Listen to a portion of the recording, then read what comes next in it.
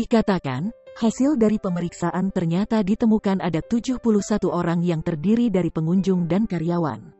Setelah dilakukan penggeledahan, pihaknya menemukan ada 285 butir obat berbentuk U yang diduga narkotika jenis ekstasi.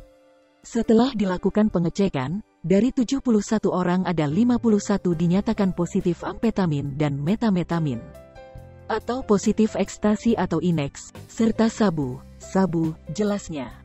Adapun untuk tindak lanjut ke depan, pihaknya akan lakukan pemeriksaan maraton. Kemudian kita juga berhasil mengamankan buku penjualan, buku reservasi, bon kasir, kemudian open order serta uang dari hasil penjualan ekstasi sejumlah 17.200.000, ujarnya.